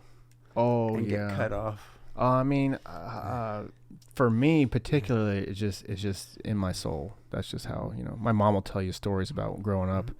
I was 2, 3, 4 years old, and I mean, there's a famous story where I had a butcher knife, a rusty butcher knife, who God only knows where I found, and my pure white German Shepherd named Misty. And we just started walking down the road. I was 3 or 4 years old, and my neighbor goes, "Where are you going?" I go, "I'm going bear hunting," you know. And so I mean, that's just how I've been this whole time. But I think because of my upbringing and because it was secure in ways that I didn't even know it was secure, it allowed me to be adventurous without maybe some consequences of like long-term consequences of spiritual pain or physical pain, to whereas like, here's your boundaries, you know, explore within that. And I was like, oh yeah. And it boosted the confidence within me. And a lot of it's due to my father, you know, to dad, where dad, you know, you look at him and you'd be like, who the hell is this guy? I mean, that guy is a millionaire 10 times over in assets of land and cattle and farm equipment, and, you know, put himself through school. He's an MD, but he never kind of allowed that lifestyle to manifest, whether it was big houses, cars, anything like that. Yeah. So I never really thought of, you know, people are like, your dad's a doctor, you know, and I never really thought about it like that. We never were really treated that way. We were always well taken care of.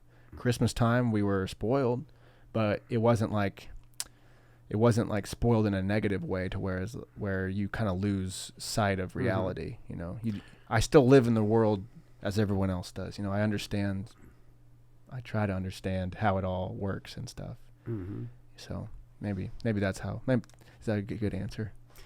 Well, I've never heard anything negative said about your case, and a lot of cases you could be considered a snob, but you don't. You never behave or act or treat people who are not as blessed as you are any differently. It's just something in my code. A lot of it's mom. Mom's a wonderful, beautiful human. Makes good pie. Makes great almost everything. You should have her But lemon. they've never poppy got. seed. They're not afraid to get their hands dirty. No, not at all. Not at all. And Dad's super smart and intelligent, and probably too intelligent for his own good.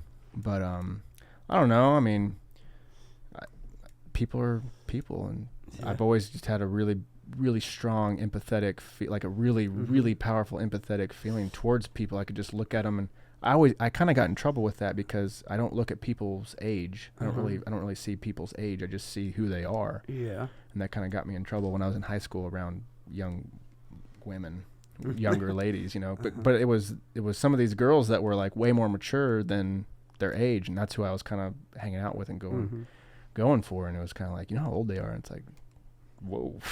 When I kind of thought about it, but I just see people, and most people are trying to do the best they can. And shit, I don't know what's going on. I woke up one day. I was born. I woke up. I'm just one of these days I'm going out, and so are you and everyone else. So might as well make it a pleasant ride. Yeah.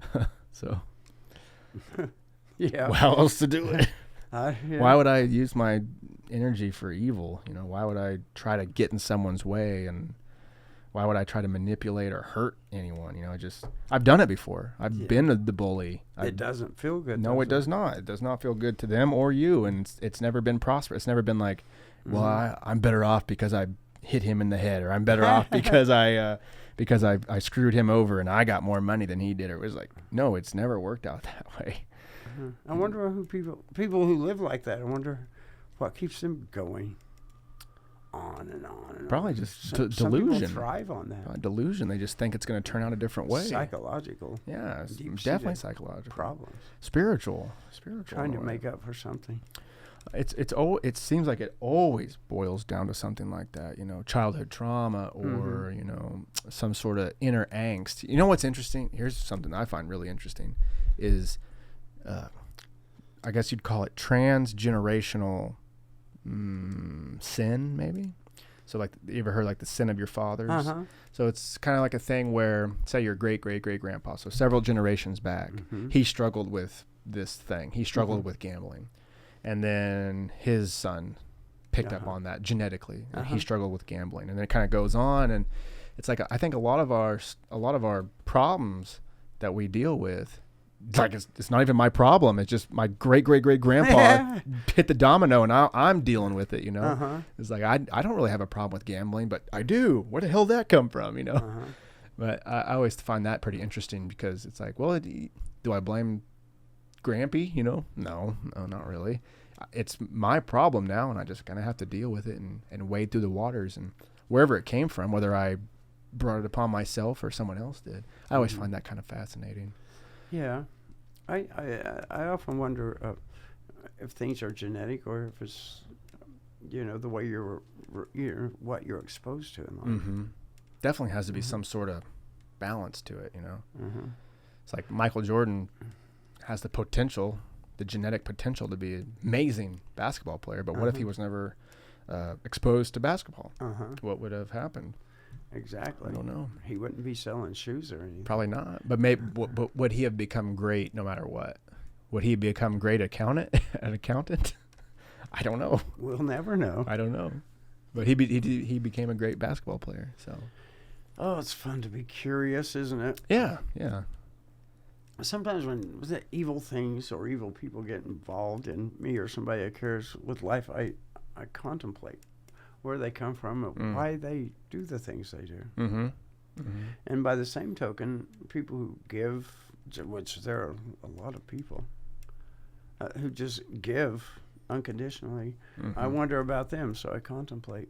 And that's who I think I am not, or I want to become this or that, and I have to consider what other people are doing and why they do it, and I think about it too much sometimes. Too much? I think sometimes I do. A little bit of obsession. I have an obsessive personality. I think all people do. You do? On some level, some are. Yeah. Some people are super obsessed with Harry Potter, They are. Oh God, some people dress up. Some people get tattoos of Harry Potter and all kinds of stuff. That's just one example, but it's like I get obsessed over certain things, and other people do too. But there's just like a different level of, man, you are a very popular human.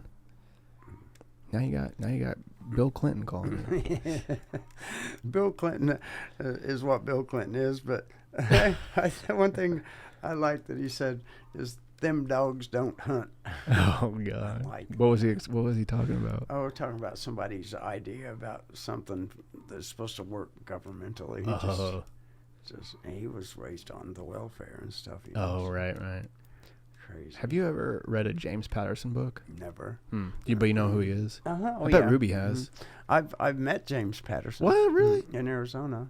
Really? Yeah. Like a book sign or something? Or come into a restaurant? No, he just came into the restaurant. Oh, that's awesome. Does he live in Arizona? And he was writing a book with somebody else. There's a lady in Springfield that writes books with him, and she gave me one of her books. Are you serious? It's not the one that comes into Red Oak, is it? Yeah. What's her name? That's my favorite table. I like her. That was my favorite and those family. Bizarre children. Very bizarre. And her husband. Very bizarre. Just very flamboyant.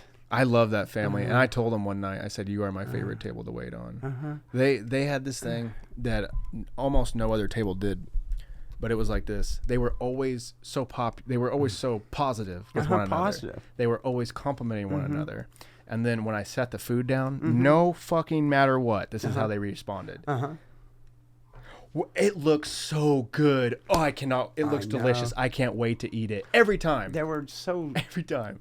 overzealous in a natural way. Yeah, but what I noticed is that it influenced their reality. It influenced their existence. They could dress any way they wanted to, and it didn't matter. Yeah, they dressed so bizarrely. Yeah, but it was so becoming to them. Yeah, and I mean, just talking to them, you could feel like, what is different, something different about you. You know?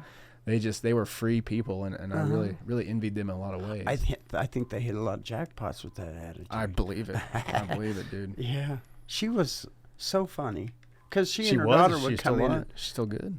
Is she alive? Oh yeah, I'm sure she is. What's her name? I'll have to think of it. But I have a book of her own that she wrote. Yeah, it was like a long court case book, wasn't it? Yeah, something in the Ozarks. Yeah, I looked it up one time because she said I'm a writer. I'm like, well, I'm a filmmaker, you know, and we kind of talked about it. Man, how will we ever narrow that down? I don't know. You know, there's so many things to film make around here. Oh, it's endless. It's absolutely endless. And just in this area, you don't have to go anywhere. Oh yeah, yeah. I mean, just think about the town of Galena itself back in its heyday. Yeah. How many people got killed and thrown in mines? And it's awesome. Insanity. Yeah. Legal drinking age was 18, and you got the. That was a downfall in my life, I think. And the day I turned 20, the year I turned 21, they raised the liquor age to 21. Yeah, so I had those 3 years of. I shouldn't have graduated that year anyway. Right. I should have been in the class behind me. Right. So I was just being too wild. And the times were different. No, you weren't. Yeah. No. I don't drink to this day because of those days. Oh, really? Yeah. I wouldn't touch liquor. Really? Not past here. I mean, I touched liquor a lot. That was always such an interesting part of your character. I have a healthy respect, but I never want to black out again. I always want to be aware of what I'm doing and others around me are doing. Yeah, yeah. No, because you were like the greatest bartender that I had ever been around. That you didn't drink. That's very You were anti-liquor. You know, not that you were anti-liquor, but just towards yourself. Well, some people can drink. You just abstain. It's a gift from, the gods to be able to handle it, to imbibe. I always thought it was funny though because you stopped drinking, but then you moved on to other substances. No, I quit them too. Oh, okay. So it all came to a culmination of this has to stop. There was a period of my life when I used other drugs, but never drank. But yeah. Well, I mean, but then I did take medications I wish I'd never taken that I had to take, like Xanax. Yeah, that sort of stuff. Because I was having panic disorder. I was ending up in the hospital. Wow. Because of it, and they wouldn't let me leave till I took some, and so eventually I ended up taking those, and now I don't take those anymore, and I never want to take them again. So but I also never want to have another panic attack. So, yeah, no, but I definitely don't want to be dependent on them. Yeah, or you can't get out of bed without them. That's how bad it got. Yeah. Wow. That would be difficult. Yeah. But the panic disorder had its physical ramifications on Yeah. me. Just horrible. And you can't live like that. No, not for very long. So you got to find peace. But now all that severity's gone away for right now, and hopefully it always will. But the doctors say once you start taking those kind of pills, you can never stop. Well, that made me want to stop. So Yeah. I did. Yeah. So thank God they fired me at the restaurant. Mm-hmm. Otherwise, I might still be on them. Yeah. So there's a good thing come out of that. 'Cause Yeah.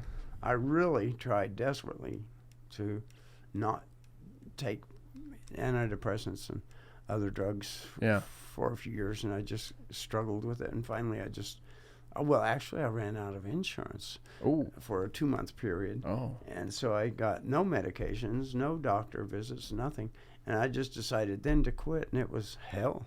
Ooh, I I bet. did Cheyenne's wedding during that little detox period, and it was. We had fun though. Good. When at the end of the wedding, it was a fabulous wedding. Good. Amelia was there. Love Cheyenne. Brandy was there, and they're just it's just such a great wedding. And here she come, with her dad. But the music only lasted so long, and she had like 10 bridesmaids, so they had to like march. Yeah. It was like a big fashion show with these people trying to strut up there as fast as they can and separate so she could come before the music ended. Of course, she had 10 bridesmaids. Oh my God, it was just awesome. It was just a great time. And at the end of it, I said, "Are you ready for this?" I added that in. She told me not to add in anything. And Yeah, right. You don't she tell said, Chris the I'm ready. And I said, Mr. and Mrs. Cheyenne Meter. That's how she wanted me to do it. Oh, my God. So I did it that way. And people thought I made a mistake, but that's how she That was wrote per it down. request of the bride. It was her wedding. Yeah. If anybody ever had a wedding of their own, it was her. Yeah. Yeah. And she had a wedding of her own, and Jonathan was such a happy groom. She just looked beautiful coming up there. Yeah. And then, she saw Dr. Gray after that. Yeah. She said she was a lot better. Yeah. Yeah. Boy, she's something. Yeah. She's going to come on the podcast sometime. I know John wants to come on. Jonathan's, have you talked to him much? Well, yeah, I like him. Yeah, I mean, no. There's nothing that he can't talk to him about. That's one thing I found interesting about him, but he's super interested in religion. Mm-hmm. And different religions of the world. Like, he's super interested in that. Mm-hmm. And he wants to do a podcast series with different people with different religions. Like, even he even mentioned Satanism and stuff. I'm like, I don't know. You can do that episode. I don't want to do that one. But like Islam and Catholicism and stuff like that, which, yeah, I find super fascinating. But him in particular is just fascinated by it. My family are Catholics. My mother says the rosary, and my sister does every morning, and that keeps them strong, and they believe.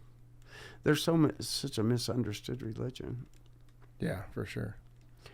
I mean, and so that makes me think, well, maybe Islam is misunderstood. Oh, maybe sure it is.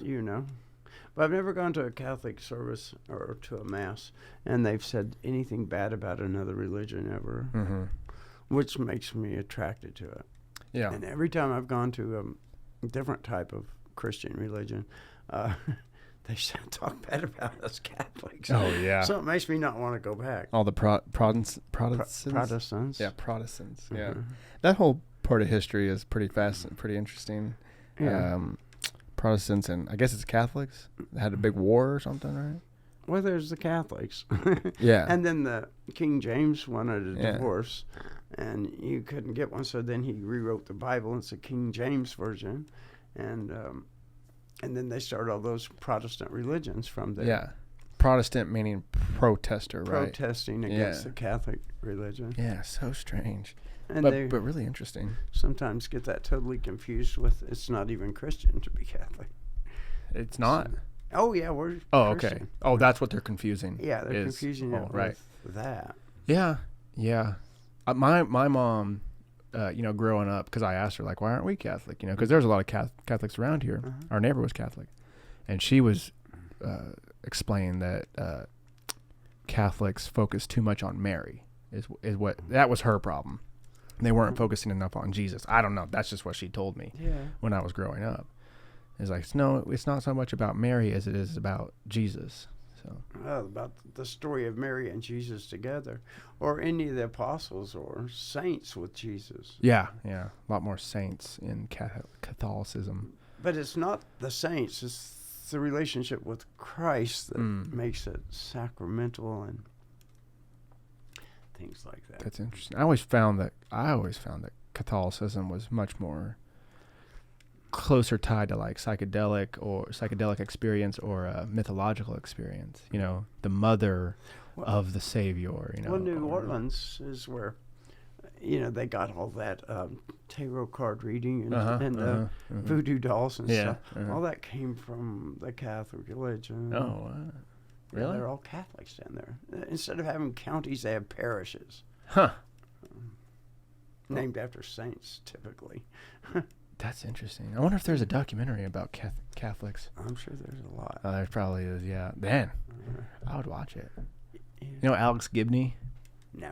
Oh, great documentary filmmaker. But he did one on Scientology called Going Clear. Uh-huh. Did you ever watch it? No. Oh, I think you'd like it. That's a particularly crazy little religion. Yeah. Okay, I have to go take her. You gotta go? Yeah, I gotta go. Dude, we've only done 2.5 hours. Okay, though. well we can. I'm just kidding. We did an hour and we did an hour 45. That's a long time. That's good. Plus I took a little break. Yeah. So are we done? I can make it done if you want. Okay, if you need to get going. I do need to get going. Okay. I wanted to bring you in some papers, but. Alrighty, everybody. You heard the man. He's got to go. He's got things to do. I got to go finish mowing the lawn. So there's weeds. They're knee deep. They're knee deep. Well, when it rains for 2 weeks, your yard gets a little hairy. Well, I'm glad we kept this up on an up note beat. I was afraid that maybe we'd start in on that one. Oh no, not you and I together. We're very upbeat and we're very positive. Bad people who do bad things. No, we don't got time for that. I hope that they end up doing good things for themselves and others. Yep, you pray for the wicked. We can, pray for them wicked people. The only good comes from their wickedness. No. The only good can. Oh, only good, yeah. When it tries to taint you or my life, it might appear to be to appease them, just so the devil can keep hold of them longer. But in the long run, it only benefits our lives. Right. Not without a price, but yes. Yeah. I agree. Well, the price is a good thing. The trials Love do yield fruit. I love you too, Chris. See you later. See you, buddy. All right. Thanks for listening today. We will be back Wednesday, I guess. I mean, this would make more sense if this show was live, and maybe one of these days I can make it live, but yes. Let's do it. I want to, because then I could be like, yeah, we'll be back Wednesday. And if you show up on Wednesday, you can hear us. And it would make editing a lot easier. But yeah. Oh, well. But right, thanks for listening. Tune in soon, and we will see you later. Have a great week. Peace. 787. 787 departure frequency on will be 125 minutes. 25-7, thanks. SciFi wins.